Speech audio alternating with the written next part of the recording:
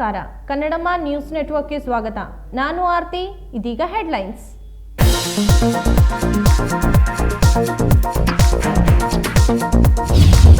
ರಮೇಶ್ ಜಾರಕಿಹೊಳಿ, ಲಖನ್ ಜಾರಕಿಹೊಳಿ ಕಾಂಗ್ರೆಸ್ಗೆ ಬರಲ್ಲ, ನಾವು ಅವರನ್ನ ಕಾಂಗ್ರೆಸ್ಗೆ ಕರೆಯುವುದಿಲ್ಲ. ಸತೀಶ್ ಜಾರಕಿಹೊಳಿ ಹೇಳಿಕೆ. ಗೋಕಾಕ್ನಲ್ಲಿ ಮಾಧ್ಯಮಗಳೊಂದಿಗೆ ಮಾತನಾಡಿದ ಕೆಪಿಸಿಸಿ ಕಾರ್ಯಾಧ್ಯಕ್ಷ, ಲಖನ್ ಮತ್ತು ರಮೇಶ್ ಜಾರಕಿಹೊಳಿ ಬಿಜೆಪಿಯಲ್ಲೇ ಇರುತ್ತಾರೆ ಎಂದು ಸ್ಪಷ್ಟನೆ.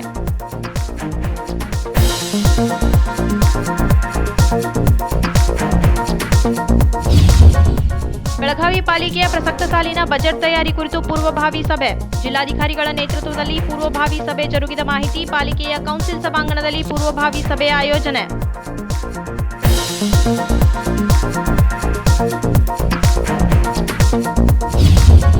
ಪಕ್ಷ ವಿರೋಧ ಚಟುವಟಿಕೆಯಲ್ಲಿ ನಾನು ಮತ್ತು ರಮೇಶ್ ಜಾರಕಿಹೊಳಿ ತೊಡಗಿಲ್ಲ. ಕೆಎಂಎಫ್ ಅಧ್ಯಕ್ಷ ಬಾಲಚಂದ್ರ ಜಾರಕಿಹೊಳಿ ಹೇಳಿಕೆ. 17 ಶಾಸಕರು ಬಿಜೆಪಿಗೆ ಬರೆದಿದ್ದರೆ ಯಾರು ಮಂತ್ರಿ, ರಾಜ್ಯಸಭಾ, ಡಿಸಿಎಂ ಆಗುತ್ತಿರಲಿಲ್ಲ.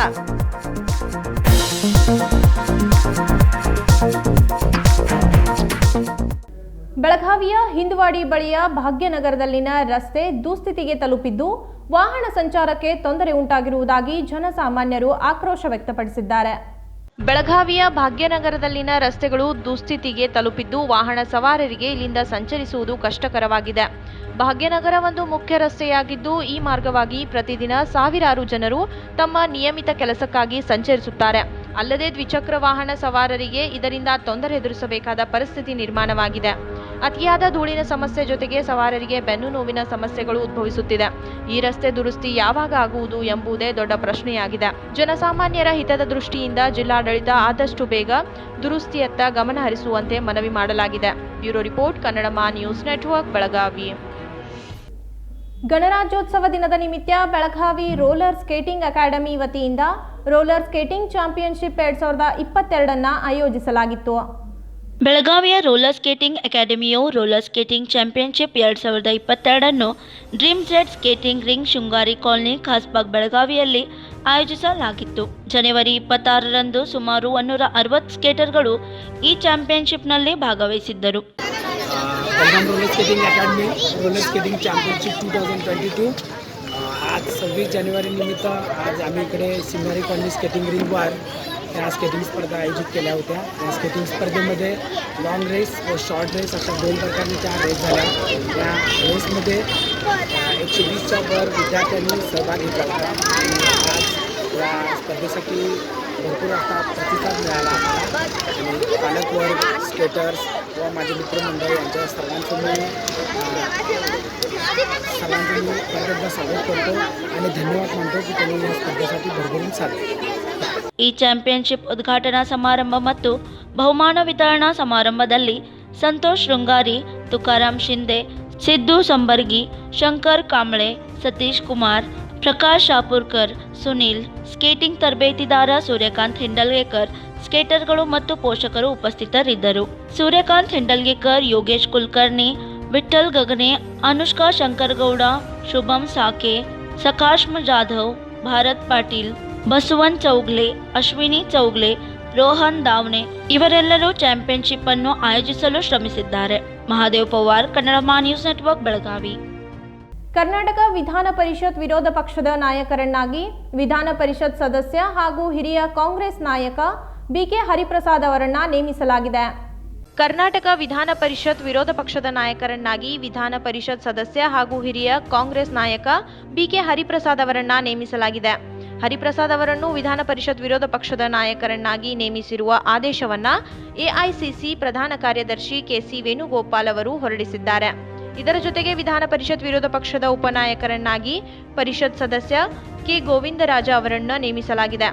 ಕಾಂಗ್ರೆಸ್ನ ಇಬ್ಬರು ವಿಧಾನ ಪರಿಷತ್ ಸದಸ್ಯರಾದ ಪ್ರಕಾಶ್ ರಾಥೋಡ್ ಅವರನ್ನ ಪರಿಷತ್ತಿನಲ್ಲಿ, ನಾರಾಯಣ ಸ್ವಾಮಿ ಅವರ ನಿಧನದಿಂದ ತೆರವಾದ ಕಾಂಗ್ರೆಸ್ನ ಮುಖ್ಯ ಸಚೇತಕ ಸ್ಥಾನಕ್ಕೆ ನೇಮಿಸಿ ಆದೇಶ ಹೊರಡಿಸಲಾಗಿದೆ. Bureau report, Kannadamma news network, Belagavi. ಮಾಜಿ ಸಚಿವ ರಮೇಶ್ ಜಾರಕಿಹೊಳಿ ಹಾಗೂ ವಿಧಾನ ಪರಿಷತ್ ಸದಸ್ಯ ಲಖನ್ ಜಾರಕಿಹೊಳಿ ಕಾಂಗ್ರೆಸ್ಗೆ ಬರಲ್ಲ, ನಾನು ಅವರನ್ನ ಕರೆಯುವುದಿಲ್ಲ ಎಂದು ಕೆಪಿಸಿಸಿ ಕಾರ್ಯಾಧ್ಯಕ್ಷ ಸತೀಶ್ ಜಾರಕಿಹೊಳಿ ಹೇಳಿದ್ದಾರೆ. ಮಾಜಿ ಸಚಿವ ರಮೇಶ್ ಜಾರಕಿಹೊಳಿ ವಿಧಾನ ಪರಿಷತ್ ಸದಸ್ಯ ಲಖನ್ ಜಾರಕಿಹೊಳಿ ಅವರು ಕಾಂಗ್ರೆಸ್ಗೆ ಬರುವುದಿಲ್ಲ, ನಾವು ಅವರನ್ನ ಕಾಂಗ್ರೆಸ್ಗೆ ಕರೆಯುವುದಿಲ್ಲ ಎಂದು ಕೆಪಿಸಿಸಿ ಕಾರ್ಯಾಧ್ಯಕ್ಷ ಸತೀಶ್ ಜಾರಕಿಹೊಳಿ ಹೇಳಿದರು. ಗುರುವಾರ ಗೋಕಾಕ್ನಲ್ಲಿ ಮಾಧ್ಯಮದವರೊಂದಿಗೆ ಮಾತನಾಡಿದ ಅವರು, ಲಖನ್ ಹಾಗೂ ರಮೇಶ್ ಜಾರಕಿಹೊಳಿ ಬಿಜೆಪಿಯಲ್ಲೇ ಇರುತ್ತಾರೆ. ಚರ್ಚೆ ಅನಾವಶ್ಯಕ. ಕಾಂಗ್ರೆಸ್ ಬರುವ ಪ್ರಶ್ನೆ ಉದ್ಭವಿಸುವುದಿಲ್ಲ. ಇಲ್ಲಿ ಬಂದು ಗುಡುಗು ಸಿಡಿಲು ಮಾಡಿ ಸಂತೋಷ್ ಜಿ ದೇಶಪಾಂಡೆ ಅವರಿಗೆ ಕೇಳಬೇಕು. ಮಳೆಯಾಗುವುದಿಲ್ಲ.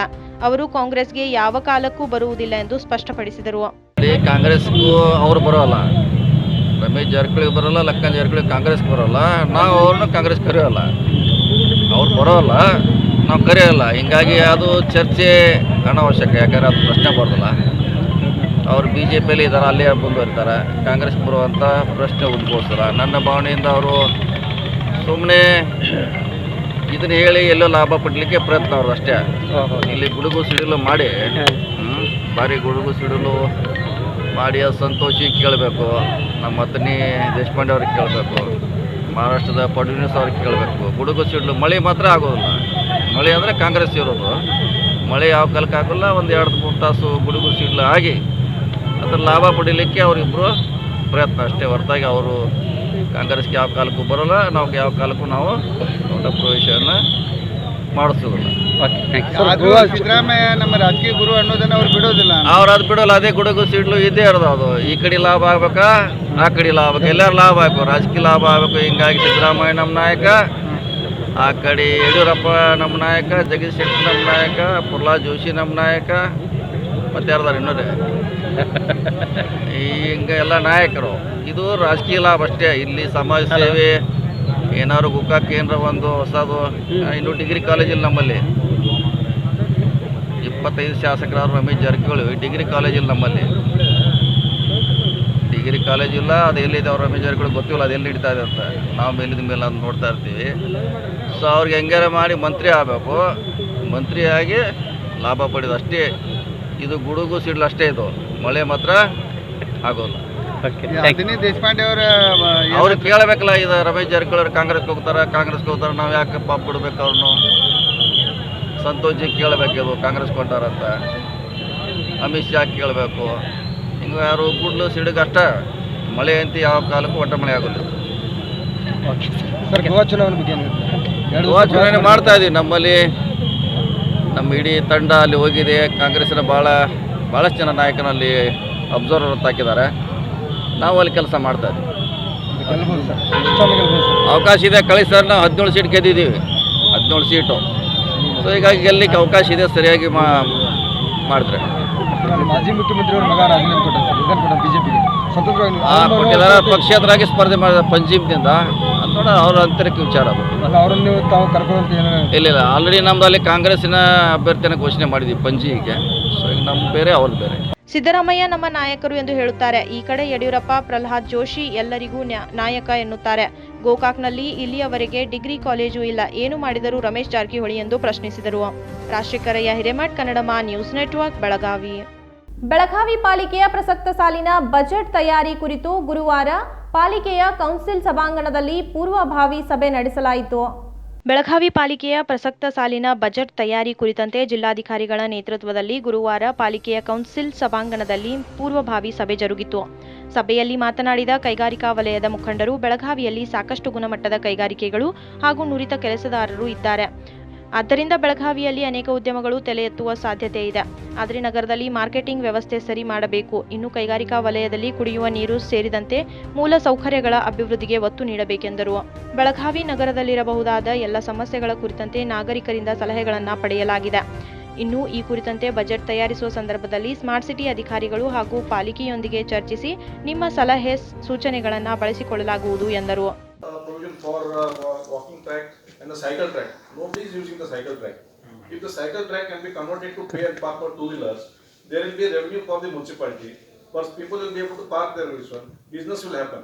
If blanket ban is put, then how the businesses would happen? That is one problem. Secondly, the traffic police are only behind the fines. They are not doing anything regarding the management. So much of traffic jams are taking place. To come from one place to another place, if you come from north to south, it takes more than half an hour. And all the traffic people are only and the way they're collecting the fines. When the signal is just one, they will simply jump into the road and catch this, and some people are going behind. There is no proper this one. We don't mind, it should be fine, no doubt.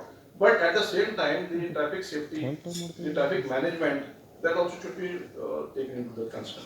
Regarding sir property tax, government has told that 50% to pay for the hotel industry. But so far I think nobody has been avail of that facilities.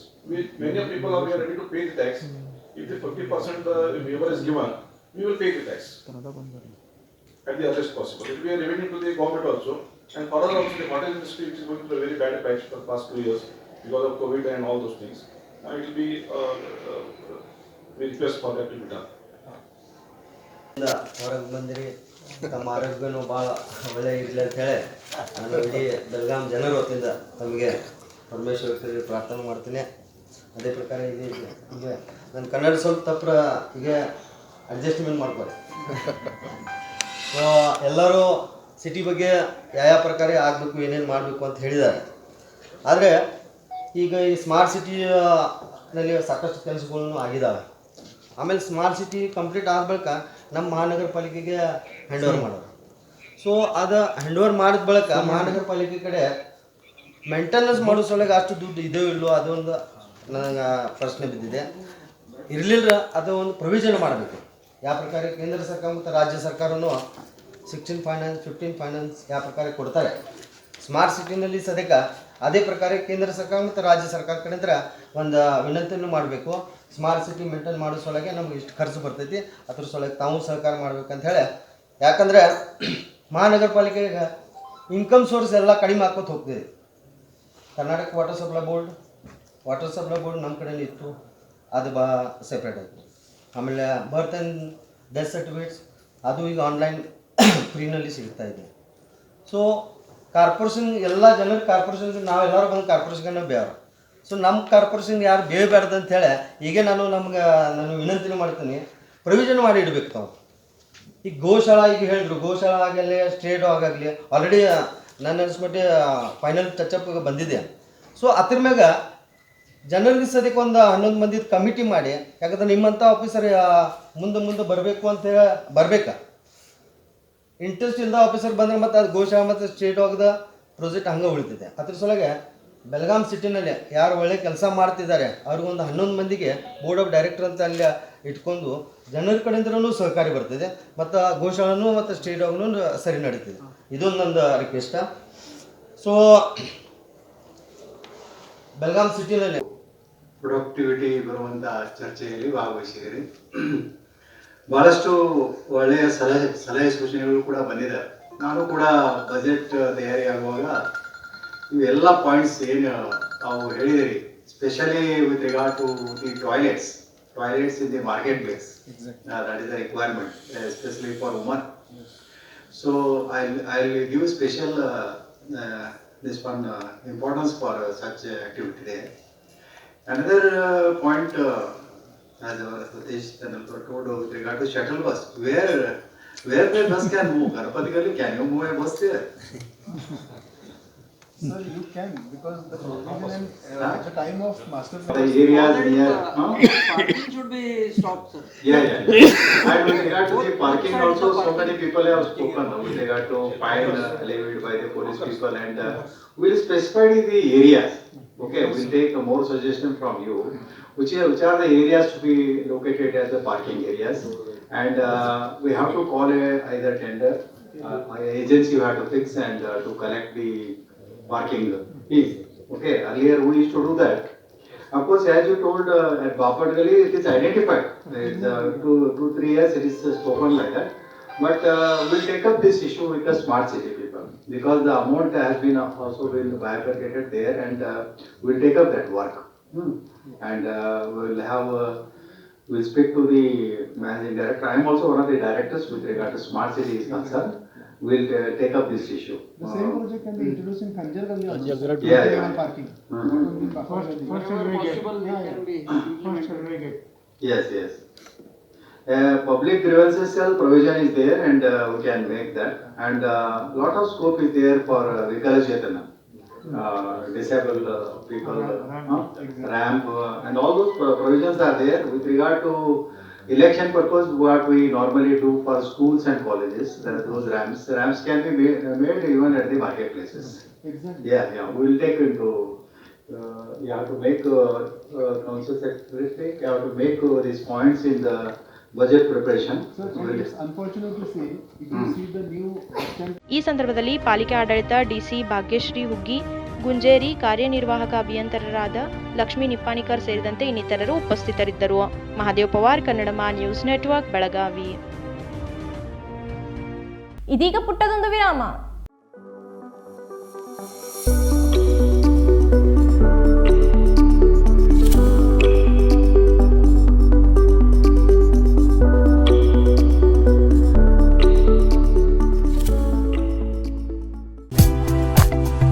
Hotel Adarsh palace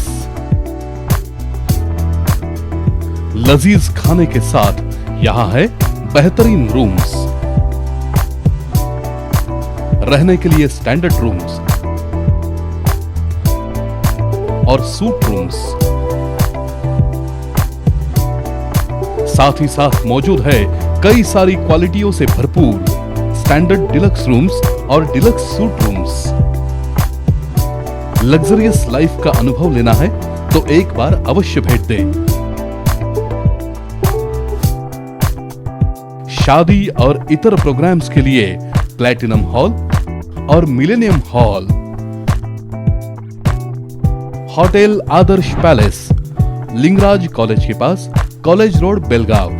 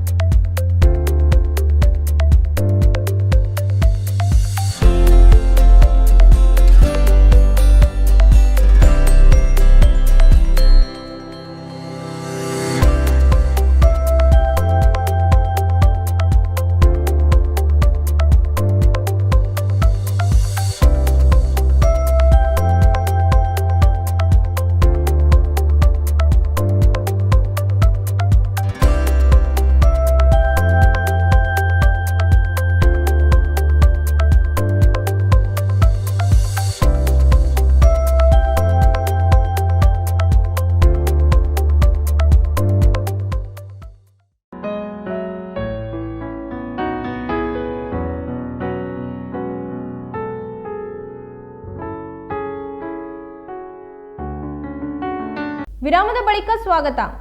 ಪಕ್ಷ ವಿರೋಧ ಚಟುವಟಿಕೆಯಲ್ಲಿ ನಾನು ಮತ್ತು ರಮೇಶ್ ಜಾರಕಿಹೊಳಿ ತೊಡಗಿಲ್ಲ ಎಂದು KMF ಅಧ್ಯಕ್ಷ ಬಾಲಚಂದ್ರ ಜಾರಕಿಹೊಳಿ ಸ್ಪಷ್ಟಪಡಿಸಿದ್ದಾರೆ.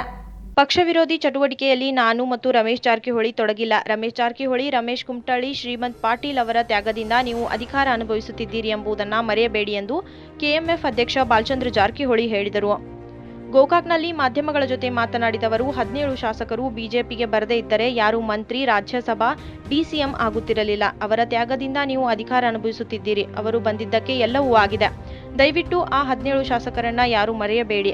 ಭಿನ್ನಾಭಿಪ್ರಾಯ ಬದಿಗಿಟ್ಟು ನಾವೆಲ್ಲರೂ ಕೂಡಿ ಬಿಜೆಪಿ ಪಕ್ಷವನ್ನ ಬೆಳಗಾವಿ ಜಿಲ್ಲೆಯಲ್ಲಿ ಇನ್ನೂ ಹೆಚ್ಚಿನ ಪ್ರಮಾಣದಲ್ಲಿ ಸಂಘಟಿಸೋಣ ಎಂದು ವಿರೋಧಿಗಳಿಗೆ ಕುಟುಕಿದರು. ಲಕ್ಷ್ಮಣ್ ಸವದಿ ಜೊಲ್ಲೆ ಅಷ್ಟು ಮಂದಿ ಎಲ್ಲರೂ ಕೂಡಿ ಒಂದಾಗಿ ಮೀಟಿಂಗ್ ಮಾಡಿ ಈ ಜಗಳ ಬಗೆಹರಿಸಿ ಸಮಾಧಾನ ಮಾಡಿ ಎಲ್ಲ ಪಕ್ಷದ ಮುಂದೆ ತಗೊಂಡು ಹೋಗುವಂತ ಪ್ರಯತ್ನ ಮಾಡಿ. ಸಚಿವರು ಮತ್ತು ಶಾಸಕರು ಬಿಜೆಪಿ ಅವರು ಕಾಂಗ್ರೆಸ್ ಸಂಪರ್ಕದಲ್ಲಿದ್ದಾರೆ, ಕಾಂಗ್ರೆಸ್ ಸೇರ್ತಾರೆ ಅಂತ ಸತೀಶ್ ಜಾರಕಿಹೊಳಿ ಹೇಳ್ತಾರೆ.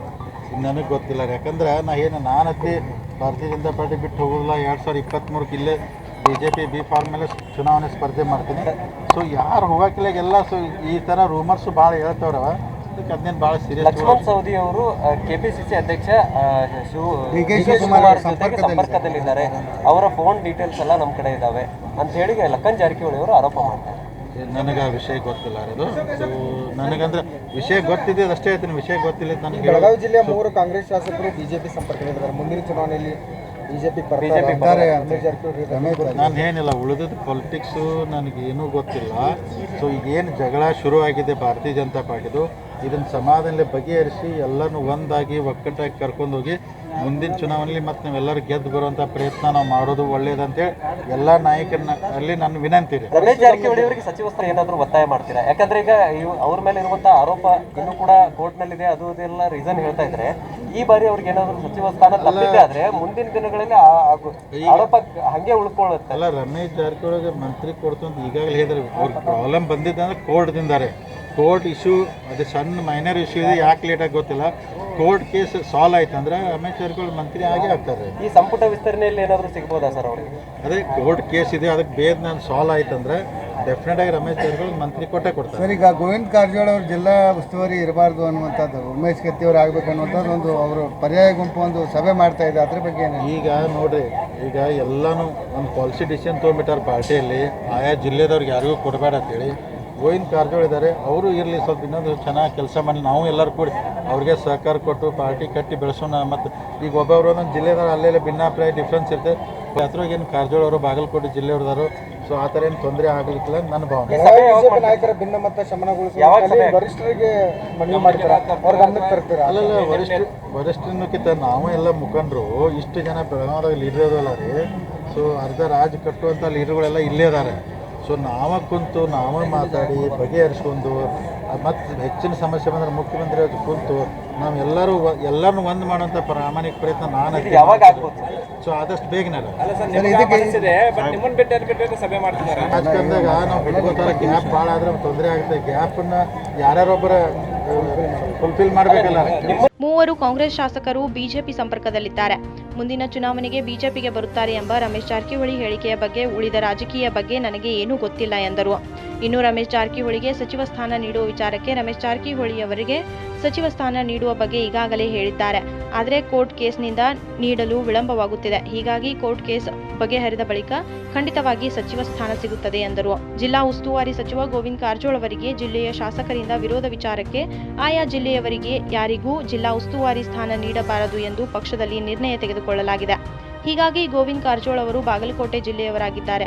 ಅವರು ಇನ್ನೊಂದಿಷ್ಟು ದಿನ ಇರಲಿ, ಚೆನ್ನಾಗಿ ಕೆಲಸ ಮಾಡಲಿ. ಅವರಿಗೆ ನಾವು ಎಲ್ಲರೂ ಸಹಕಾರ ಕೊಟ್ಟು ಪಕ್ಷ ಕಟ್ಟಲು ಸಹಕರಿಸೋಣ ಎಂದರು. Mahadev Pawar, Kannadama news network, Belagavi. ಕರ್ನಾಟಕ ಸರ್ಕಾರದ ಪ್ರಭಾವಿ ಸಚಿವ ಮುರುಗೇಶ್ ನಿರಾಣಿ ಪಂಚಮಸಾಲಿ ಸಮುದಾಯದ 2A ಮೀಸಲಾತಿ ಹೋರಾಟದ ದಿಕ್ಕು ತಪ್ಪಿಸುವ ಹುನ್ನಾರ ನಡೆಸಿದ್ದಾರೆಂದು ಪಂಚಮಸಾಲಿ ಸಮಾಜದ ಜಿಲ್ಲಾಧ್ಯಕ್ಷ ಪಂಚನಗೌಡ ದ್ಯಾಮನಗೌಡ ಆರೋಪಿಸಿದ್ದಾರೆ.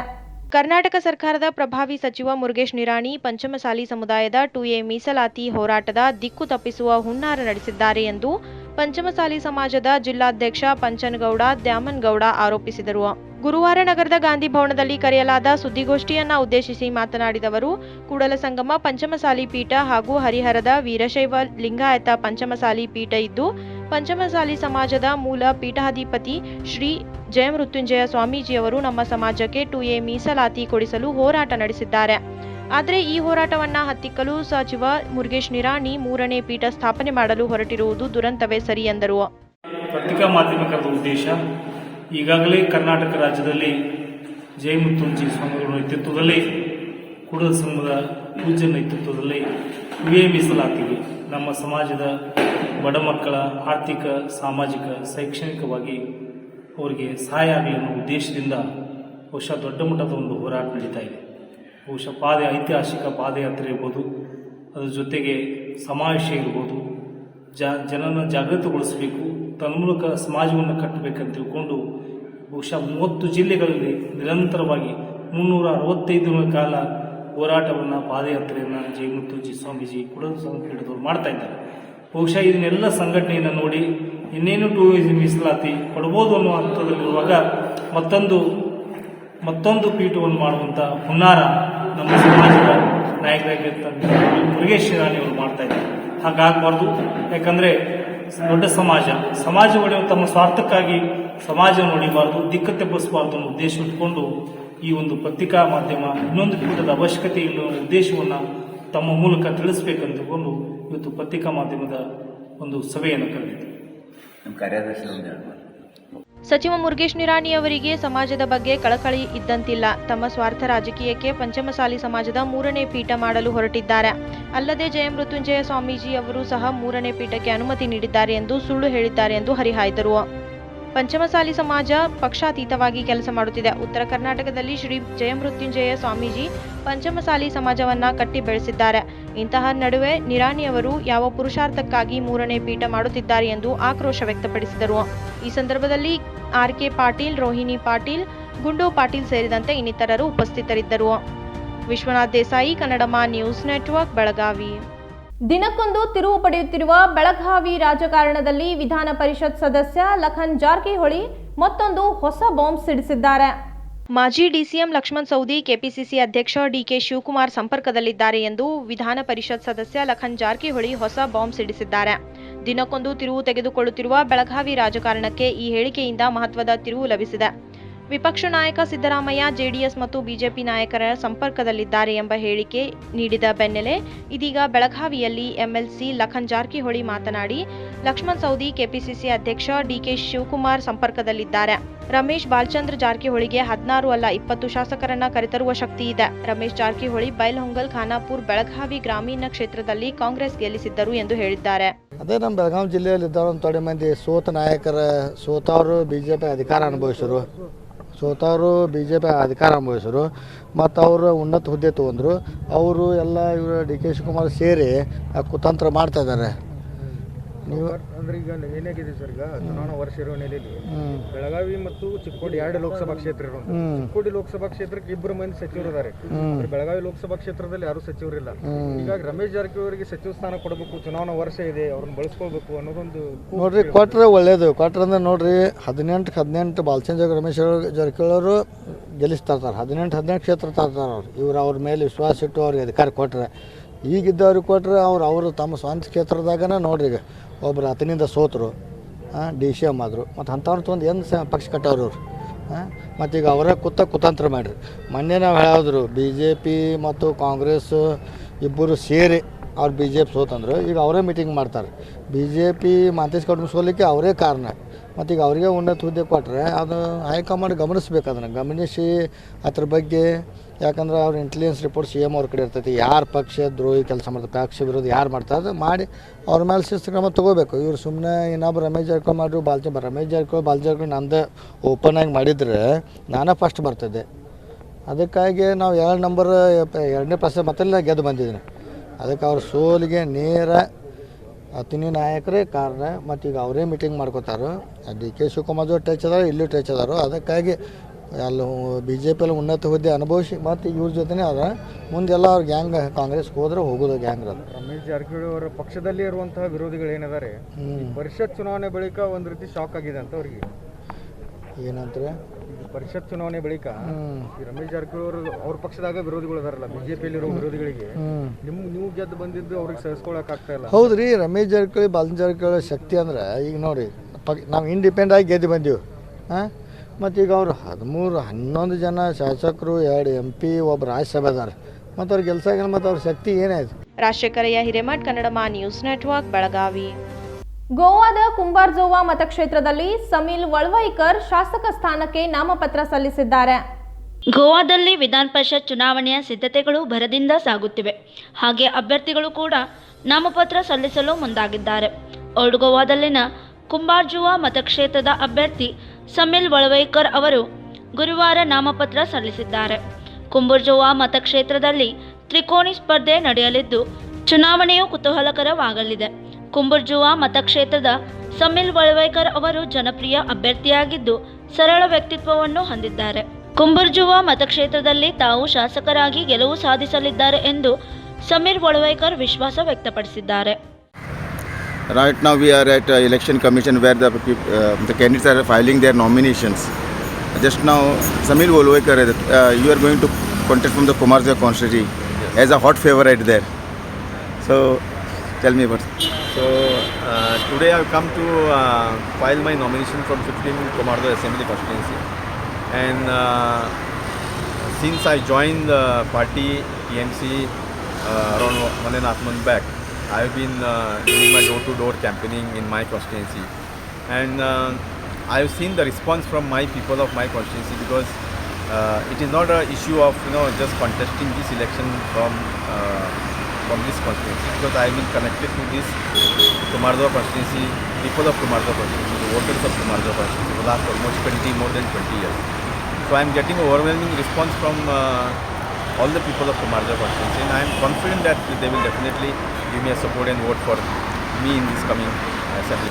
Between the three candidates, you are one of the hot favorite. The Congress, BJP and TMC. And the people have not seen a face of TMC but seen a face of you now. Yeah. See, basically when it comes to election, I personally believe that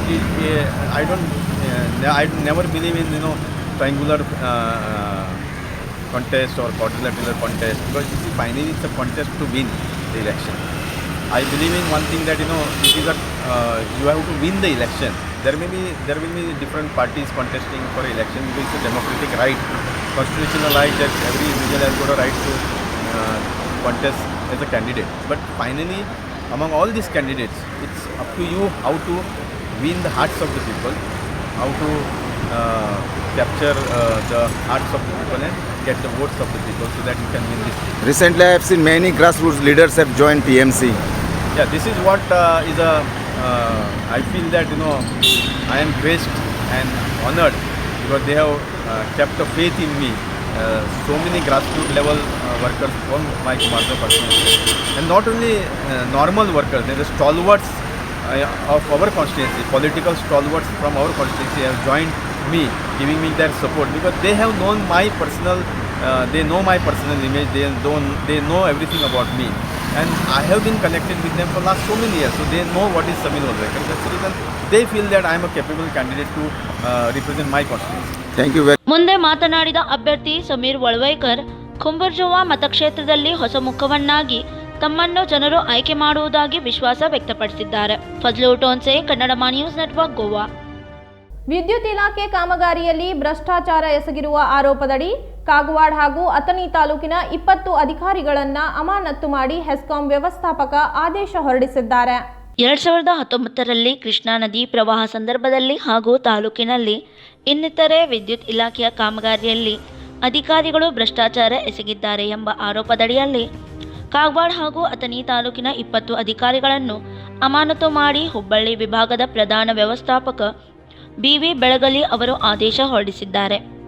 ವಿದ್ಯುತ್ ಇಲಾಖೆಗೆ ತಪ್ಪಾದ ಲೆಕ್ಕವನ್ನು ಕೊಟ್ಟು ಹಾಗೂ ಕಾಮಗಾರಿ ವೆಚ್ಚದಲ್ಲಿ ಹೆಚ್ಚು ಮಾಡಿ ಕಾಮಗಾರಿಯಲ್ಲಿ ಭ್ರಷ್ಟಾಚಾರ ಎಸಗಿದ್ದಾರೆ. ಲೆಕ್ಕದ ಪುಸ್ತಕಗಳನ್ನು ತಿರುಚಬಹುದಾದ ಹಿನ್ನೆಲೆಯಲ್ಲಿ ಅಧಿಕಾರಿಗಳನ್ನು ಅಮಾನತು ಮಾಡಲಾಗಿದೆ ಎಂದು ಹಿರಿಯ ಅಧಿಕಾರಿಗಳು ಆದೇಶ ಪತ್ರ ಹೊರಡಿಸಿದ್ದಾರೆ. ಏಪ್ರಿಲ್ 2018ರಿಂದ ಆಗಸ್ಟ್ 2019ರ ಅವಧಿಯಲ್ಲಿ ನಡೆದ ಭಾರೀ ಭ್ರಷ್ಟಾಚಾರವನ್ನು ರೈತ ಮುಖಂಡರು ಹಿರಿಯ ಅಧಿಕಾರಿಗಳ ಗಮನಕ್ಕೆ ತರಲಾಯಿತು. 14/9/2021ರಂದು ಅಥಣಿ ವಿಭಾಗಕ್ಕೆ ಭೇಟಿ ನೀಡಿ ಕಾಮಗಾರಿಗಳ ಪರಿಶೀಲನೆ ನಡೆಸಿದ್ದ ಸಂಸ್ಥೆಯ ತಂಡ ಕಾಮಗಾರಿಗಳ ಅನುಷ್ಠಾನದಲ್ಲಿ ವಂಚನೆ, ಅರ್ಧದಷ್ಟು ಕಾಮಗಾರಿಗಳು ನಡೆಸಿ ಹೆಸ್ಕಾಂ ಕಂಪನಿಗೆ ದಾಖಲಾತಿಗಳನ್ನು ಅಧಿಕಾರಿಗಳು ಸಲ್ಲಿಸಿದ್ದರು. ಕಂಪನಿಯ ಇಂಟರ್ನಲ್ ತನಿಖೆಯಲ್ಲಿ ಲೋಪ ಕಂಡು ಬಂದ ಹಿನ್ನೆಲೆಯಲ್ಲಿ 20 ಅಧಿಕಾರಿಗಳನ್ನು ಅಮಾನತು ಮಾಡಿ ಆದೇಶ ಹೊರಡಿಸಿದೆ. ಒಟ್ಟು 5 ಜನ ಸಹಾಯಕ ಕಾರ್ಯನಿರ್ವಾಹಕ ಇಂಜಿನಿಯರ್ಗಳು, 2 ಲೆಕ್ಕಾಧಿಕಾರಿಗಳು ಹಾಗೂ 13 ಜನ ಸಹಾಯಕ ಹಾಗೂ ಕಿರಿಯ ಇಂಜಿನಿಯರ್ಗಳನ್ನು ಅಮಾನತು ಮಾಡಲಾಗಿದೆ. ಸಹಾಯಕ ಕಾರ್ಯನಿರ್ವಾಹಕ ಇಂಜಿನಿಯರ್ಗಳಾದ ಶೇಖರ್ ಬಹುರೂಪಿ, ಚಿಕ್ಕೋಡಿ ಉಪವಿಭಾಗ, RH ಕಲ್ಲಾರಿ, ಐಗಳಿ ಉಪವಿಭಾಗ, ಗೀತಾ ಕಡ್ಲಾಸ್ಕರ್, ಉಗಾರ್ ಉಪವಿಭಾಗ, GV ಸಂಪನ್ನವರ್, ವಿಜಯಪುರ್, VG ನಾಯಕ್, ಬೆಳಗಾವಿ ಗ್ರಾಮೀಣ ಉಪವಿಭಾಗ, ಐನಾಪುರ್, ಕಾಗವಾಡ, ಉಗಾರ್, ಅಥಣಿ ಹೀಗೆ ಹಲವು ಹೆಸ್ಕಾಂ ಶಾಖೆ ಸೇರಿದಂತೆ ಒಟ್ಟು 20 ಹೆಸ್ಕಾಂ ಅಧಿಕಾರಿಗಳು ಹಾಗೂ ಸಿಬ್ಬಂದಿಗಳು ಅಮಾನತು ಮಾಡಲಾಗಿದೆ. ವಿಜಯ ಮಾಂತೇಶ್ ಅರ್ಕೇರಿ, ಕನ್ನಡ ನ್ಯೂಸ್ ನೆಟ್ವರ್ಕ್, ಕಾಗವಾಡ. ಇದೀಗ ಪುಟ್ಟದೊಂದು ವಿರಾಮ.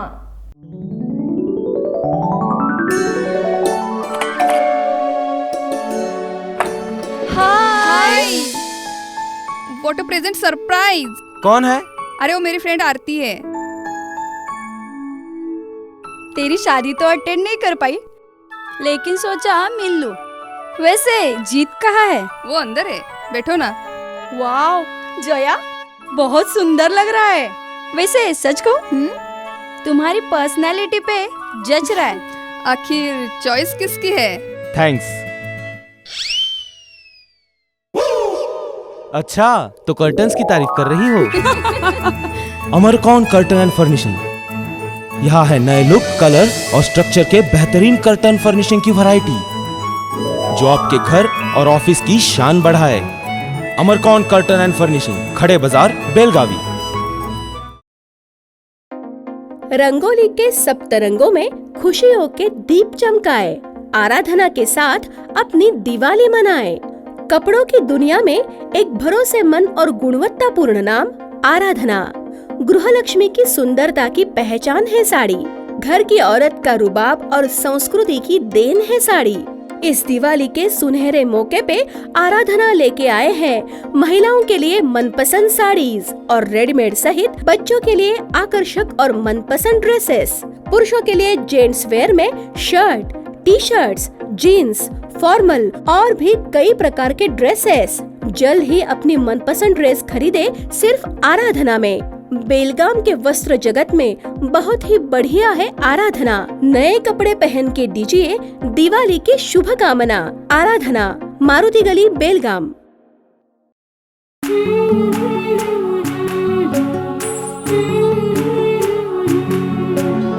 थोड़ी सी महकी, थोड़ी सी बहकी, रुत अनोखी है। हल्के हल्के दिल में हलचल जो मचलती है। ये कैसा है समा, ये प्यार सा एहसास है। ये किसकी पलकों में है तस्वीरें, कैसी नुमाइश है। आराधना, मारुति गली, बेलगाव। वस्त्रों का संगम, सुंदर सलोना, मन भाई आराधना।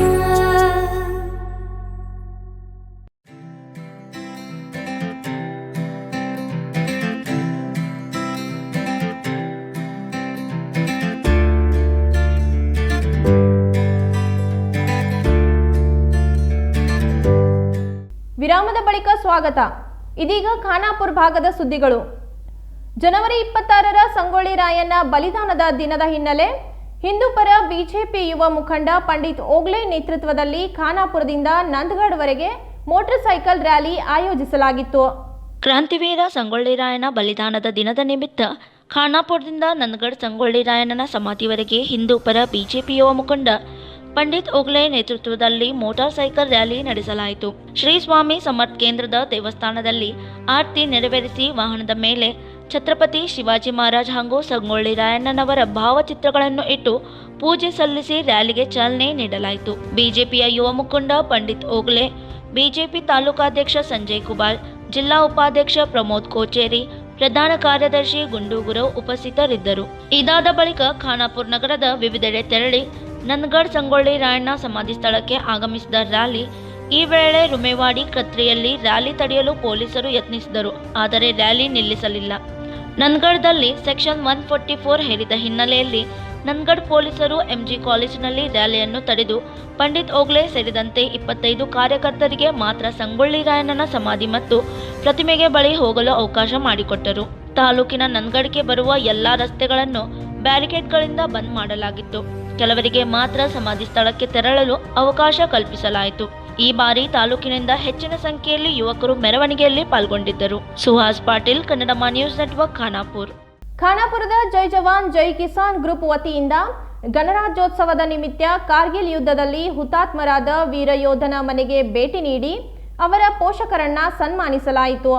ಖಾನಾಪುರ ತಾಲೂಕಾ ಜೈ ಜವಾನ್ ಜೈ ಕಿಸಾನ್ ವತಿಯಿಂದ ಖಾನಾಪುರ ತಾಲೂಕಿನೆಲ್ಲೆಡೆ ಜನವರಿ 26ರಂದು ಗಣರಾಜ್ಯೋತ್ಸವವನ್ನು ಆಚರಿಸಲಾಯಿತು. ಅಲ್ಲದೆ ಜೈ ಜವಾನ್ ಜೈ ಕಿಸಾನ್ ಗ್ರೂಪ್ 1999ರ ಕಾರ್ಗಿಲ್ ಯುದ್ಧದಲ್ಲಿ ಹುತಾತ್ಮರಾದ ವೀರ ಯೋಧ ಅಮರ ಜವಾನ್ ದೋಂಡಿಬಾ ದೇಸಾಯಿಯವರ ಗ್ರಾಮಕ್ಕೆ ಭೇಟಿ ನೀಡಿದರು. ಗ್ರಾಮಕ್ಕೆ ಭೇಟಿ ನೀಡಿ ದೇಶಕ್ಕಾಗಿ ತಮ್ಮ ಮಗನನ್ನ ತ್ಯಾಗ ಮಾಡಿದ ಪೋಷಕರನ್ನ ಭೇಟಿ ಮಾಡಿ ಸನ್ಮಾನಿಸಿದರು.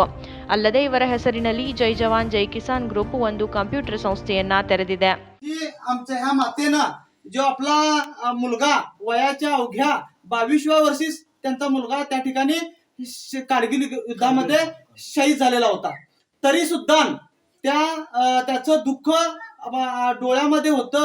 तरी सुद्धा त्यांनी दुसराही मुलगा भारतीय लष्करामध्ये न डगमगता भरती केलेला आहे. यासाठी त्यांचा तिसराही मुलगा भारतीय रेल्वे खात्यामध्ये आज रोजी सेवा बजावत आहे. यासाठी तमाम मी खानापूर ज्या माता बहिणींचे जे मुलं देश सेवेसाठी गेलेले आहेत त्यांना सुद्धा यांच्या स्मरणात त्यांना सुद्धा मी त्यांचं सुद्धा अभिनंदन करतो आणि जे तालुक्यामध्ये असे जे शहीद झालेले आहेत त्यांना सुद्धा या ठिकाणी विनम्र अभिवादन करतो. आणि खानापूर तालुक्यामध्ये ज्या माताने ज्या देशसेवेसाठी जे पुत्र घडवलेले आहेत असेच घडवत राहोत आणि देशाची सेवा अशीच घडत राहो अशी या ठिकाणी मी या स्मृतीस्थळासाठी अभिवचन घेतो. आणि या ठिकाणी जय जवान जय किसान ग्रुपनं जो उपक्रम राबवलेला आहे जवानासाठी शेतकऱ्यांसाठी यांचं सुद्धा या ठिकाणी कौतुक करतो. आणि आम्ही महालक्ष्मी गो परिवार तसेच मन मंदिर संवर्धन सहकारी निमित्त खानापूर या संस्थांच्या मार्फत सुद्धा अभिवादन करतो. जय हिंद जय भारत.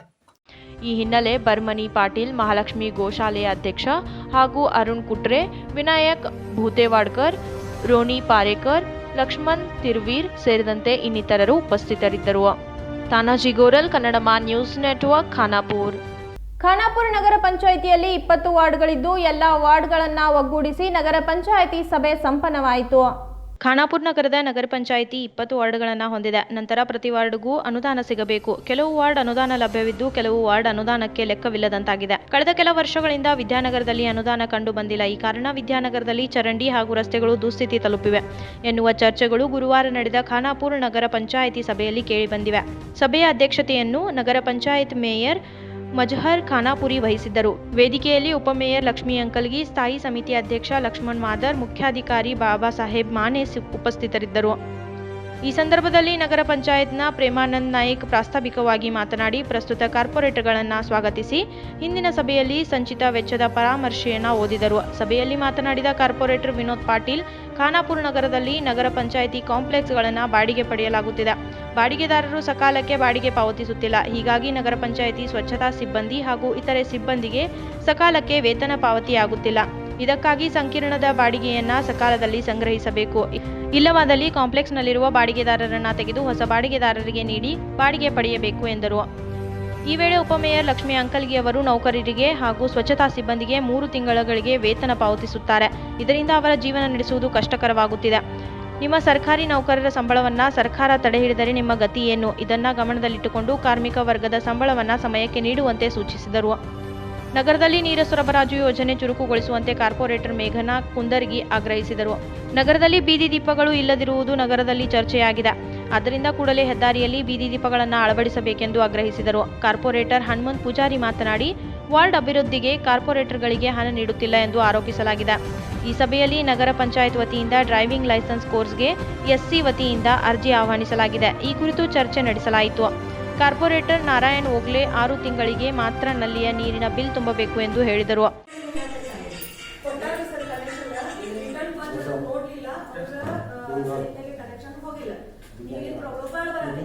ಬಂದ್ರು ಕೂಡ ಏನಾಗತ್ತಿ ಬಂದು ನೀವು ನೋಡಂತಂದ್ರೆ ನಾನು ನಿಮಗೂ ಹೇಳಿದ್ದೀನಿ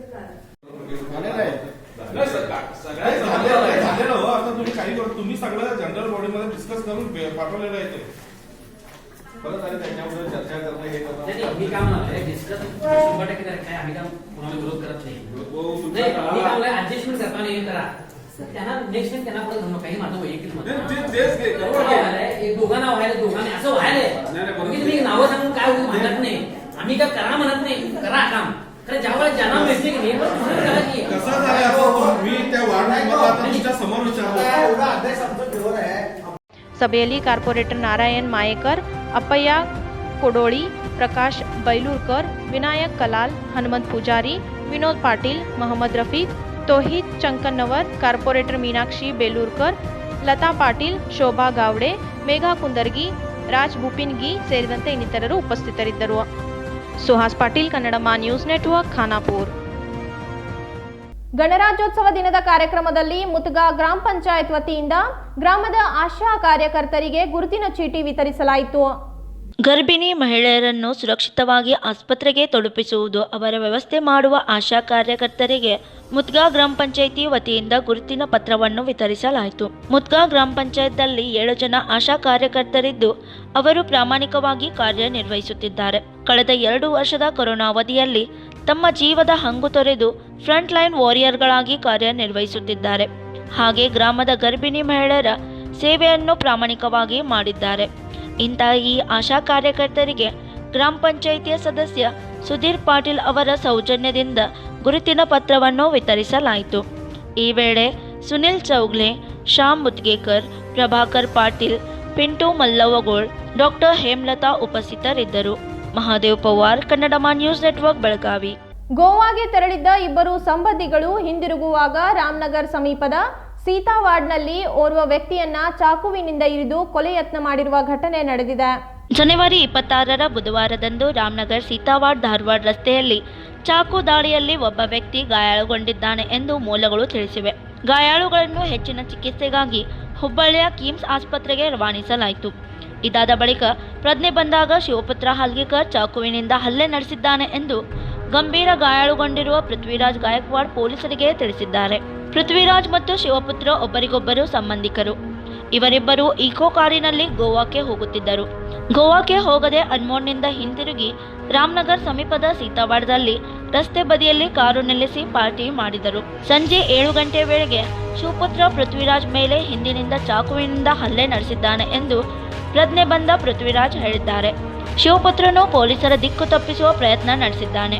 ಖಾನಾಪುರ ತಾಲೂಕಿನಲ್ಲಿ ನಡೆದ ಚಾಕು ದಾಳಿಯ ಘಟನೆ ಜೊಯ್ಡಾ ವಿಚಾರದಿಂದ ಜಟಿಲವಾಗಿದೆ. ಇದರಿಂದ ಯಾವ ಪೊಲೀಸ್ ಠಾಣೆಯಲ್ಲಿ ಪ್ರಕರಣ ದಾಖಲಾಗುತ್ತದೆ ಎಂಬುದರತ್ತ ಎಲ್ಲರ ಗಮನ ನೆಟ್ಟಿದೆ. ನಿಖಿಲ ಸುಕರ್, ಕನ್ನಡಮ ನ್ಯೂಸ್ ನೆಟ್ವರ್ಕ್, ರಾಮನಗರ್. ಇದೀಗ ಮತ್ತೊಂದು ಪುಟ್ಟ ವಿರಾಮ.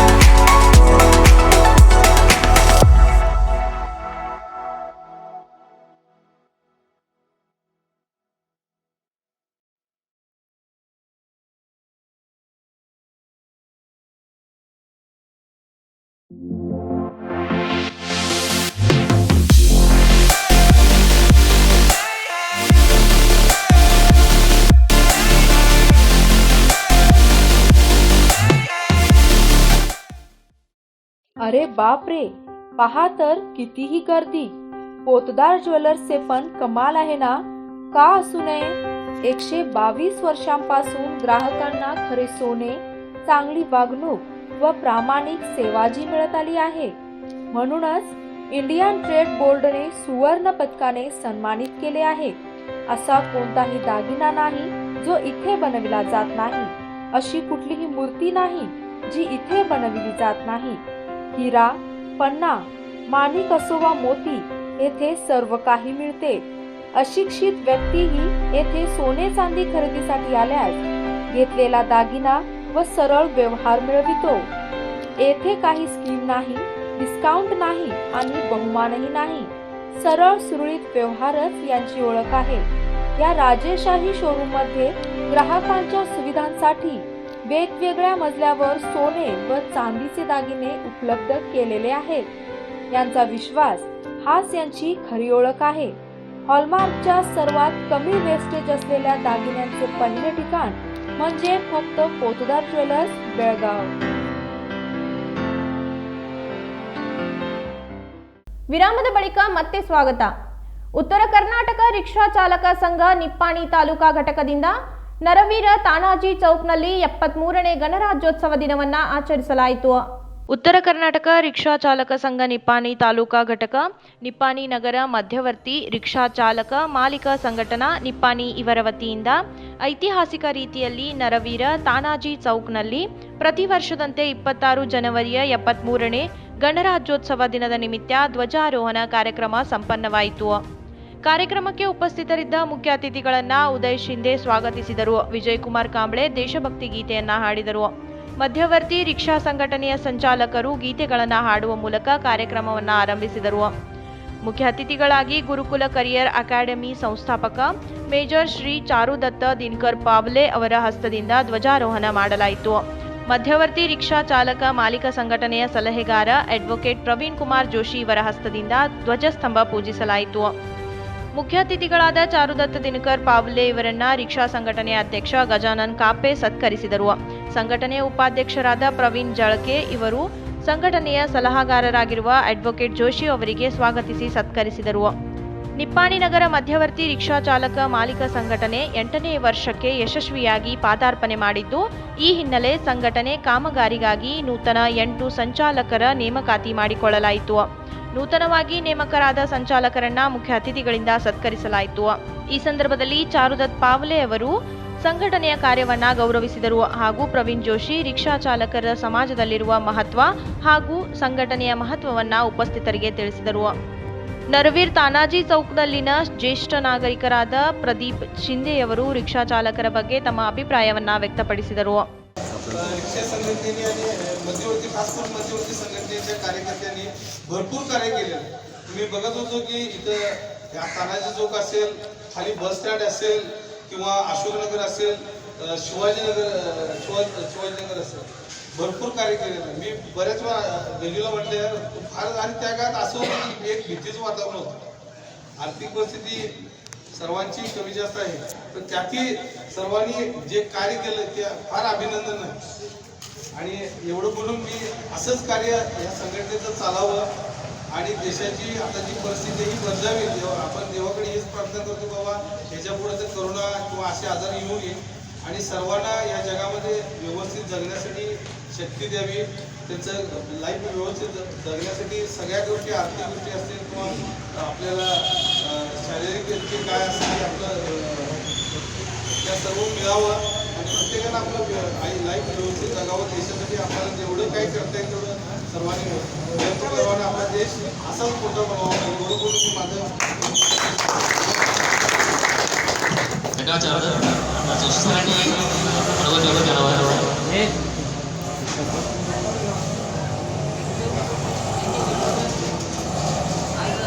इथं आलो आहे त्याबद्दल मलाही खूप अभिमान आहे. का म्हणजे एकतर इथं जे लढणारे आहेत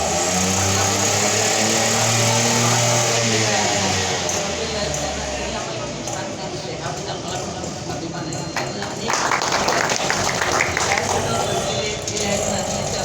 जे व्यक्तिमत्व आहे ते आहे. तुम्ही जे सगळे इथं बसले आहात, तुम्ही पण तुमचे कमी नाही आहात. तुमचे एक आम्ही रेग्युलर आम्ही चर्चा करत असतो. महारुद्र, मंदो, श्याम, हे सगळे जे काय आमचं रेग्युलर काय चालू असते. फक्त रिक्षा म्हटलं की नाही आम्हाला सुरक्षा म्हटलं की नाही स्त्रीरक्षा असं वाटत राहते मला कधी पण. फक्त ह्याचा इतिहास पण तुम्ही बघितलं असेल तर तुम्हाला कळत राहील. ज्यावेळी 1930मध्ये ज्यावेळी रिक्षा जपानमध्ये सुरू झाली होती, माहीत असतं तुम्हाला सगळ्यांना.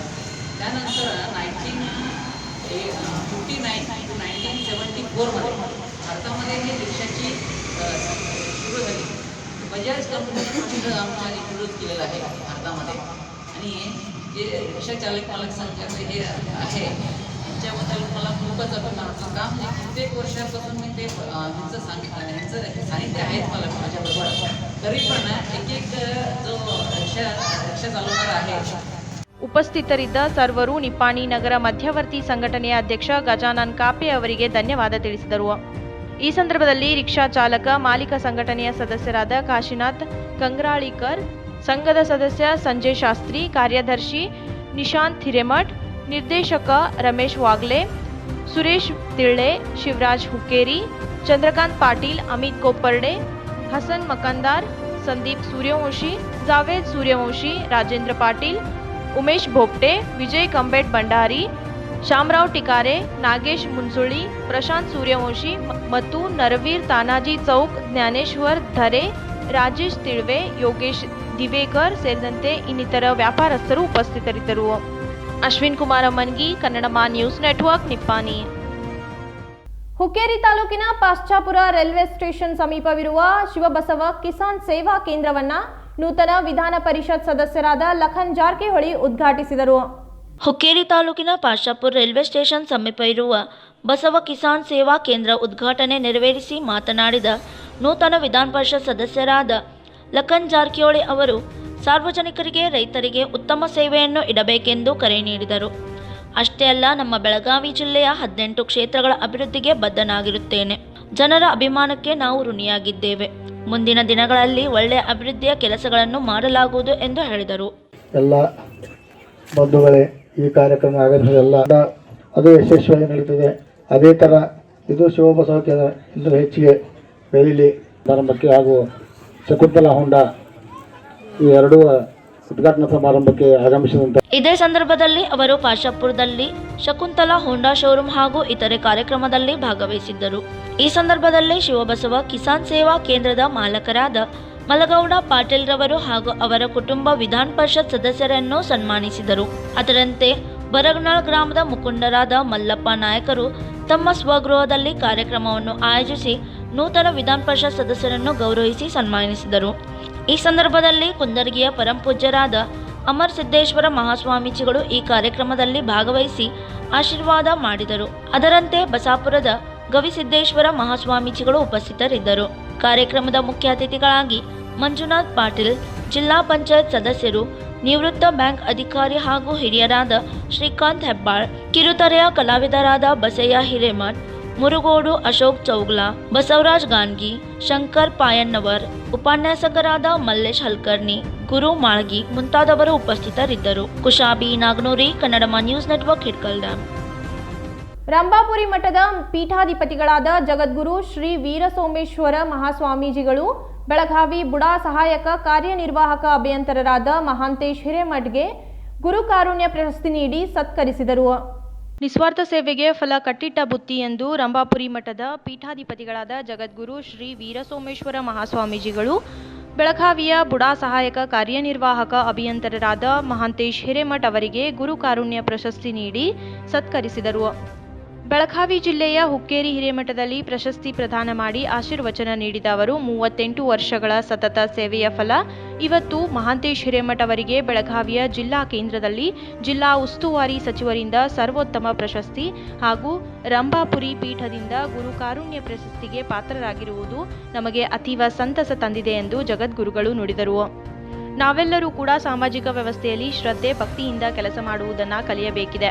ರಂಭಾಪುರಿ ಪೀಠದ ಶಾಖಾನುವರ್ತಿಗಳಾದ ಮಹಾಂತೇಶ್ ಹಿರೇಮಠ್ ಅವರು ಇನ್ನಷ್ಟು ಕಾರ್ಯವನ್ನ ಮಾಡಲಿ. ಹುಕ್ಕೇರಿ ಹಿರೇಮಠ ಈ ನಿಟ್ಟಿನ ಕಾರ್ಯವನ್ನ ನಿರಂತರ ಮಾಡುತ್ತಾ ಜನರಿಗೆ ಸ್ಪಂದಿಸುವ ಕೆಲಸ ಮಾಡುತ್ತಿದೆ ಎಂದರು. ಕಳೆದ 2 ದಿನಗಳಿಂದ ಬೆಳಗಾವಿ ಜಿಲ್ಲೆಯ ಬೇರೆ ಬೇರೆ ಪ್ರಾಂತ ಪ್ರದೇಶಗಳಲ್ಲಿ ರಂಭಾಪುರಿ ಜಗದ್ಗುರುವರ ಧರ್ಮ ಜಾಗೃತಿ ಕಾರ್ಯಕ್ರಮ ನಡೀಲಿಕ್ಕೆ ನಿರ್ಧಾರ ಮಾಡಿದರು. ಆ ಉದ್ದೇಶದಿಂದ ನಾವು ಇವತ್ತಿನ ದಿನ ಮೂಡಲಗಿ ತಾಲೂಕಿನ ಯರೇಗುದ್ರಿ ಗ್ರಾಮದಲ್ಲಿ ಅಲ್ಲಿಯ ಶ್ರೀಗಳವರ ಪಟ್ಟಾಧಿಕಾರದ ದಶಮಾನೋತ್ಸವ ಸಮಾರಂಭ ಪೂರೈಸಿ ಹುಕ್ಕೇರಿ ನಗರಕ್ಕೆ ಆಗಮಿಸಿದ್ದೇವೆ. ಈ ಸಂದರ್ಭದಲ್ಲಿ ಹೇಳೋದಿಷ್ಟೇ, ವೀರಶೈವ ಧರ್ಮದ ಪೀಠಗಳಾಗಲಿ ಮಠಗಳಾಗಲಿ ಸಮಾಜದ ಸ್ವಾಸ್ಥ್ಯವನ್ನು ಕಾಪಾಡಲಿಕ್ಕೆ ಹಗಲಿರುಳು ಶ್ರಮ ಪಡ್ತಾ ಇರುವಂಥದ್ದು ತಮಗೆಲ್ಲ ಗೊತ್ತಿದೆ. ಆ ಧರ್ಮದ ಉದಾತ್ತವಾದಂಥ ಧ್ಯೇಯಗಳನ್ನು ಪಂಚಪೀಠಗಳು ಜಾತಿ ಮತ ಪಂಥಗಳನ್ನದೇ ಎಲ್ಲ ವರ್ಗದ ಜನರಿಗೆ ತಲುಪಿಸುವಂಥ ಕೆಲಸವನ್ನು ಇವತ್ತು ಅಲ್ಲ, ಭಾಳ ಪ್ರಾಚೀನ ಕಾಲದಿಂದ ಮಾಡ್ತಾ ಬಂದಿರುವಂಥದ್ದು ನಮಗೆಲ್ಲ ಗೊತ್ತಿರುವಂಥ ಸಂಗತಿ. ಈಗ ತಾನು ನಮ್ಮ ಹುಕ್ಕೇರಿ ಹಿರೇಮಠದ ಚಂದ್ರಶೇಖರ ಶಿವಾಚಾರ್ಯ ಸ್ವಾಮಿಗಳು ವೀರಶೈವ ಧರ್ಮದ ಮೂಲ ಸಂಸ್ಥಾಪನಾಚಾರ್ಯರ 5 ಸುಂದರವಾದಂಥ ವಿಗ್ರಹಗಳನ್ನು ಇಲ್ಲಿ ಅನಾವರಣಗೊಳಿಸಿದ್ದನ್ನು ತಾವೆಲ್ಲ ನೋಡಿದ್ದೀರಿ. ಪರಶಿವನಿಗೆ ಪಂಚಮುಖಗಳು, ಆ ಪಂಚಮುಖಗಳಿಂದ ಆವಿರ್ಭವಿಸಿದವರೇ ಶ್ರೀ ಜಗದ್ಗುರು ರೇಣುಕಾದಿ ಪಂಚ ಆಚಾರ್ಯರು. ಈ ಪಂಚ ಆಚಾರ್ಯರು ಅಗಸ್ತ್ಯ, ದದೀಚಿ, ವ್ಯಾಸ, ಸಾನಂದ, ದುರ್ವಾಸ ಮಹರ್ಷಿಗಳಿಗೆ ಶಿವಾದ್ವೈತ ಸಿದ್ಧಾಂತದ ಅಮೂಲ್ಯ ಸಂದೇಶವನ್ನು ಈ ನಾಡಿಗೆ ಕರೆಕೊಟ್ಟರು. ಅದರಲ್ಲಿಯೂ ಕೂಡ ಶ್ರೀ ಜಗದ್ಗುರು ರೇಣುಕಾಚಾರ್ಯರು ಸಿದ್ಧಾಂತ ಶಿಖಾಮಣಿಯ ಮೂಲಕ ಅಂಗ ಲಿಂಗವಾಗುವಂಥ, ಜೀವ ಶಿವನಾಗುವಂಥ, ನರ ಹರನಾಗಲಿಕ್ಕೆ ಏನು ಒಂದು ಸಾಧನಾ ಮಾರ್ಗ ಇದೆ, ಆ 101 ಸ್ಥಳಗಳ ಸಾಧನಾ ಮಾರ್ಗಗಳನ್ನು ಭಾಳ ಅರ್ಥಪೂರ್ಣವಾಗಿ ವಿವರಣೆಯನ್ನು ಕೊಟ್ಟಿದ್ದು ಜಗತ್ ಪ್ರಸಿದ್ಧವಾಗಿದೆ. ಇವತ್ತು ಧರ್ಮದಲ್ಲಿ, ಯಾವುದೇ ಧರ್ಮದಲ್ಲಿ ವಿಶಾಲವಾದಂಥ ಚಿಂತನೆಗಳನ್ನು ಕಾಣ್ತೀವಿ.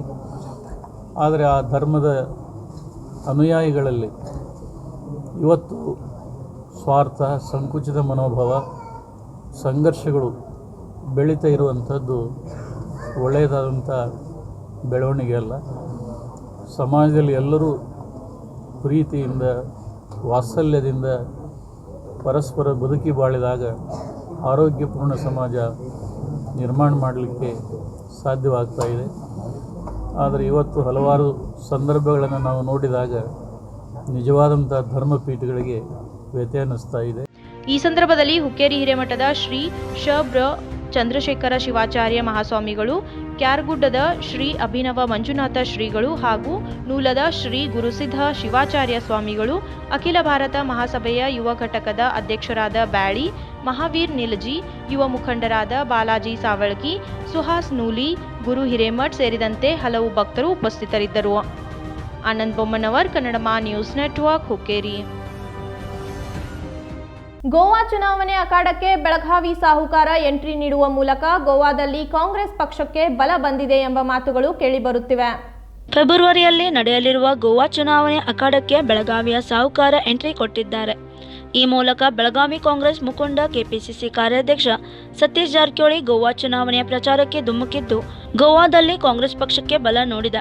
ಹೌದು, ಬೆಳಗಾವಿ ವಿಧಾನ ಪರಿಷತ್ ಚುನಾವಣೆಯ ಕಾಂಗ್ರೆಸ್ ಅಭ್ಯರ್ಥಿ ಗೆಲುವಿಗೆ ಶ್ರಮಿಸಿದ್ದ ಮಾಸ್ಟರ್ ಮೈಂಡ್ ಸತೀಶ್ ಜಾರಕಿಹೊಳಿ ಈಗ ಗೋವಾ ಚುನಾವಣೆಗೆ ಬ್ಯುಸಿ ಆಗಿದ್ದಾರೆ. ಗೋವಾ ವಿಧಾನಸಭೆ ಚುನಾವಣಾ ತಮ್ಮ ಬೆಂಬಲಿಗರನ್ನು ಕಳುಹಿಸಿ ಸಮೀಕ್ಷೆ ನಡೆಸುತ್ತಿದ್ದಾರೆ. ಜೊತೆಗೆ ಸ್ವಂತ ತಾವೇ ಪ್ರಚಾರ ನಡೆಸಿದ್ದಾರೆ. ಗೋವಾದಲ್ಲಿನ ಕನ್ನಡಿಗರನ್ನು ಒಗ್ಗೂಡಿಸುವ ಕಾರ್ಯ ಮಾಡಿದ್ದಾರೆ. ಗೋವಾದಲ್ಲಿ ನೆಲೆಸಿರುವ ಕನ್ನಡಿಗರನ್ನು ಕಾಂಗ್ರೆಸ್ ಪಕ್ಷವನ್ನು ಬೆಂಬಲಿಸುವಂತೆ ಮನವಿ ಮಾಡಿದ್ದಾರೆ. ಈ ಮೂಲಕ ಗೋವಾ ಚುನಾವಣೆ ಸತೀಶ್ ಜಾರಕಿಹೊಳಿ ಕಾಂಗ್ರೆಸ್ ಪಕ್ಷಕ್ಕೆ ಶಕ್ತಿ ತುಂಬಿದ್ದಾರೆ. ಗೋವಾದ ಪಂಜಿ, ಮಡ್ಗಾಂವ್ ಭಾಗಗಳಲ್ಲಿ ಸತೀಶ್ ಜಾರಕಿಹೊಳಿ ಪ್ರಚಾರ ನಡೆಸಿದ್ದಾರೆ. ಫೆಬ್ರವರಿ 14ರಂದು ಗೋವಾದ 40 ವಿಧಾನಸಭಾ ಕ್ಷೇತ್ರಗಳಲ್ಲಿ ಮತದಾನ ನಡೆಯಲಿದ್ದು ಗೋವಾ ಕಾಂಗ್ರೆಸ್ ಅಭ್ಯರ್ಥಿಗೆ ಸತೀಶ್ ಜಾರಕಿಹೊಳಿ ಪ್ರಚಾರ ಎಷ್ಟರ ಮಟ್ಟಿಗೆ ಸಹಕಾರಿಯಾಗಲಿದೆ ಎಂದು ಕಾದು ನೋಡಬೇಕಿದೆ. Anand Bommanavar, Kannadama news network, Kenkanamaradi. ರಾಷ್ಟ್ರೀಯ ಹೆಣ್ಣು ಮಕ್ಕಳ ದಿನದ ಅಂಗವಾಗಿ ಸವದತ್ತಿ ತಾಲೂಕಿನ ಕುರುವಿನಕೊಪ್ಪ ಗ್ರಾಮದ ಸರ್ಕಾರಿ ಶಾಲೆಗೆ ಭೇಟಿ ನೀಡಿದ ಸವದತ್ತಿ ಠಾಣೆಯ ಪಿಎಸ್ಐ ಶಿವಾನಂದ ಗುಡಗನಟ್ಟಿ ಮಕ್ಕಳಿಗೆ ಕಾನೂನಿನ ಬಗ್ಗೆ ಅರಿವು ಮೂಡಿಸಿದರು. ಮಕ್ಕಳಲ್ಲಿ ಸಾಮಾನ್ಯವಾಗಿ ಪೊಲೀಸರು ಎಂದರೆ ಭಯದ ವಾತಾವರಣ ಇರುತ್ತದೆ.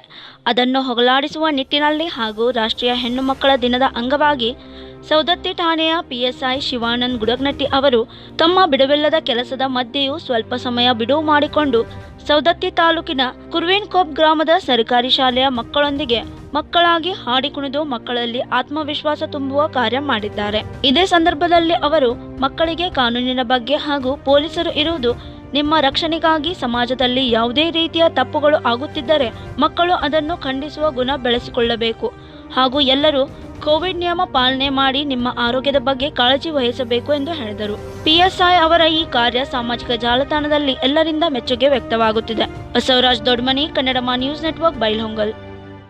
ಅಖಿಲ ಕರ್ನಾಟಕ ಕ್ರಾಂತಿವೀರ ಸಂಗೊಳ್ಳಿ ರಾಯಣ್ಣ ಸ್ಮರಣೋತ್ಸವ ಸಮಿತಿ ವತಿಯಿಂದ 23ನೇ ವರ್ಷದ ಆತ್ಮಜ್ಯೋತಿ ಯಾತ್ರೆಯ ಬೃಹತ್ ಶೋಭಾಯಾತ್ರೆ ವಿಜೃಂಭಣೆಯಿಂದ ನೆರವೇರಿತು. ಅಖಿಲ ಕರ್ನಾಟಕ ಕ್ರಾಂತಿವೀರ ಸಂಗೊಳ್ಳಿ ರಾಯಣ್ಣ ಸ್ಮರಣೋತ್ತರ ಸಮಿತಿ ವತಿಯಿಂದ ರಾಯಣ್ಣನ 191ನೇ ಪುಣ್ಯಸ್ಮರಣೆ ಅಂಗವಾಗಿ ನಡೆದ 23ನೇ ವರ್ಷದ ರಾಯಣ್ಣನ ಆತ್ಮಜ್ಯೋತಿ ಯಾತ್ರೆಯು ಬೃಹತ್ ಶೋಭಾಯಾತ್ರೆ ಬುಧವಾರ ವಿಜೃಂಭಣೆಯಿಂದ ನೆರವೇರಿತು. ಬೆಳಗ್ಗೆ ಶಿವಬಸವ ಕಲ್ಯಾಣ ಮಂಟಪದಲ್ಲಿ ಸೇರಿದ ರಾಯಣ್ಣನ ಅಭಿಮಾನಿಗಳು 60ಕ್ಕೂ ಹೆಚ್ಚು ವಾಹನಗಳಲ್ಲಿ ರಾಯಣ್ಣನ ಹುತಾತ್ಮ ಸ್ಥಳ ನಂದಗಡ್ಗೆ ತೆರಳಿ ಬಿಡಿ ಚೆನ್ನಮ್ಮನ ಕಿತ್ತೂರು ಸಂಗೊಳ್ಳಿ ಮಾರ್ಗವಾಗಿ ಬೈಲಹೊಂಗಲದ ಚೆನ್ನಮ್ಮ ಸಮಾಧಿ ಸ್ಥಳಕ್ಕೆ ಶ್ರದ್ಧೆ ಭಕ್ತಿಯಿಂದ ರಾಯಣ್ಣನ ಆತ್ಮಜ್ಯೋತಿ ತಂದು ಅರ್ಪಿಸಿದರು. ರಸ್ತೆಯುದ್ದಕ್ಕೂ ಚೆನ್ನಮ್ಮ ರಾಯಣ್ಣ ಸ್ವಾತಂತ್ರ್ಯ ಹೋರಾಟಗಾರರಿಗೆ ಜಯಘೋಷ ಮೊಳಗಿಸಿದರು. Basavaraj Dodmani, Kannadama news network, Bailhongal. ಇದೀಗ ಮತ್ತೊಮ್ಮೆ ಹೆಡ್ಲೈನ್ಸ್.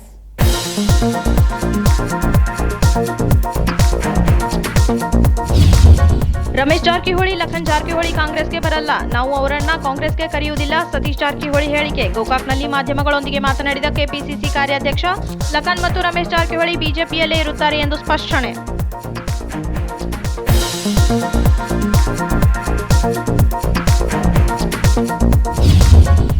ಬೆಳಗಾವಿ ಪಾಲಿಕೆಯ ಪ್ರಸಕ್ತ ಸಾಲಿನ ಬಜೆಟ್ ತಯಾರಿ ಕುರಿತು ಪೂರ್ವಭಾವಿ ಸಭೆ. ಜಿಲ್ಲಾಧಿಕಾರಿಗಳ ನೇತೃತ್ವದಲ್ಲಿ ಪೂರ್ವಭಾವಿ ಸಭೆ ಜರುಗಿದ ಮಾಹಿತಿ. ಪಾಲಿಕೆಯ ಕೌನ್ಸಿಲ್ ಸಭಾಂಗಣದಲ್ಲಿ ಪೂರ್ವಭಾವಿ ಸಭೆಯ ಆಯೋಜನೆ.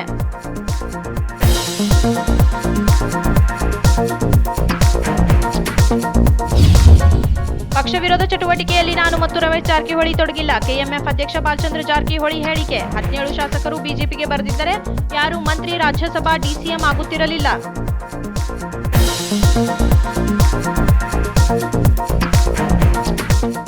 ಇವಿಷ್ಟು ಇವತ್ತಿನ ಸುದ್ದಿಗಳು. ಇನ್ನಷ್ಟು ಸುದ್ದಿಗಳಿಗಾಗಿ ನೋಡ್ತಾ ಇರಿ ಕನ್ನಡಮ ನ್ಯೂಸ್ ನೆಟ್ವರ್ಕ್.